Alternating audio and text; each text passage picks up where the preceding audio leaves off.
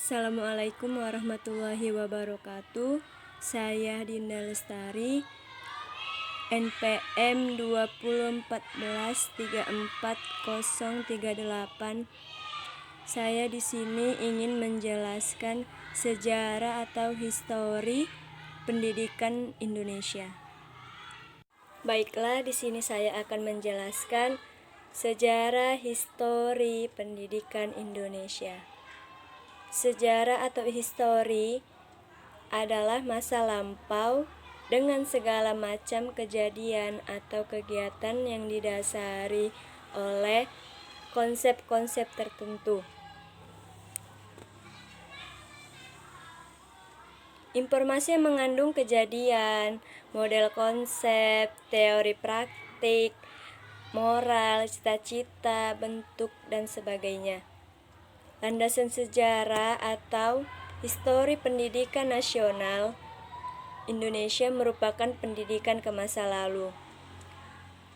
Pandangan ini melahirkan studi-studi historis tentang perjalanan pendidikan nasional Indonesia yang terjadi pada periode tertentu di masa yang lampau.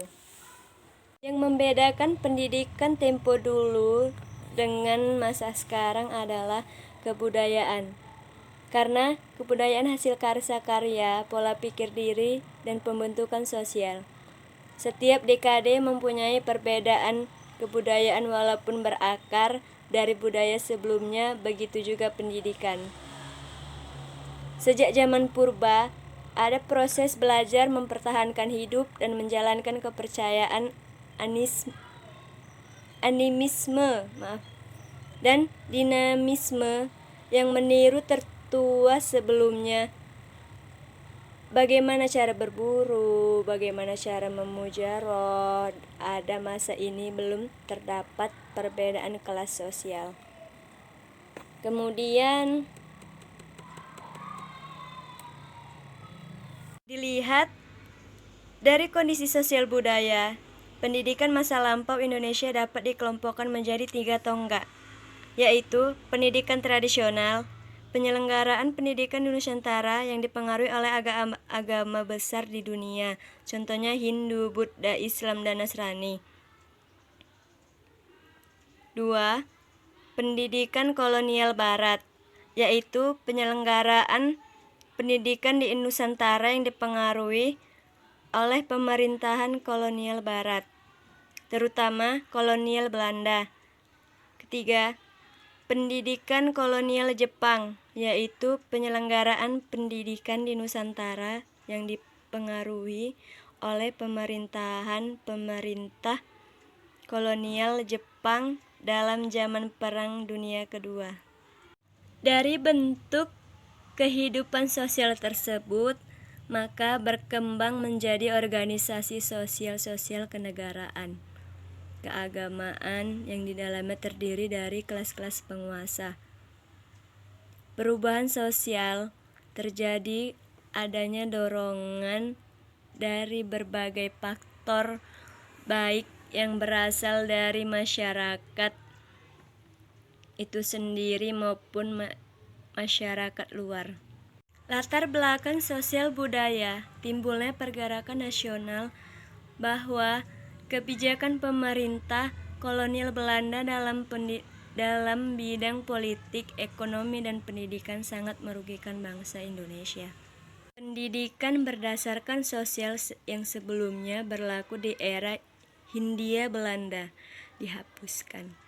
Karena di masa pendudukan Jepang, pendidikan tingkat dasar hanya ada satu macam, yakni sekolah dasar selama 6 tahun. Jepang menyeragamkan sekolah-sekolah dasar di Indonesia agar mudah diawasi. Pada masa ini, usaha penting dari pemerintahan Indonesia pada permulaan adalah tokoh pendidikan yang telah berjasa dalam zaman kolonial menjadi Menteri Pengajaran. Dalam Kongres Pendidikan, Menteri Pengajaran dan Pendidikan tersebut membentuk panitia perancang RUU mengenai pendidikan dan pengajaran. Hal ini yang dimaksudkan untuk membentuk sebuah sistem pendidikan yang berdasarkan pada ideologi bangsa Indonesia sendiri. Tujuan pendidikan nasional adalah untuk menciptakan warga negara yang sosial, demokratis, cakap dan bertanggung jawab, dan siap sedia menyumbangkan tenaga dan pikiran untuk negara. Praktek pendidikan selepas penjajahan menekankan pengembangan jiwa patriotisme. Pelaksanaan Pelita 1 PJP 1 dicanangkan mulai 1 April 1969 pada tanggal 28 sampai 30 April 1969. Pemerintahan Departemen Pendidikan dan Kebudayaan mengumpulkan 100 orang pakar atau pemikir pendidikan di Cipayung untuk melakukan konferensi dalam rangka 1. Mengidentifikasi masalah-masalah pendidikan nasional. 2. Menyusun suatu prioritas pemecahan dari berbagai masalah tersebut, serta mencari alternatif pemecahannya.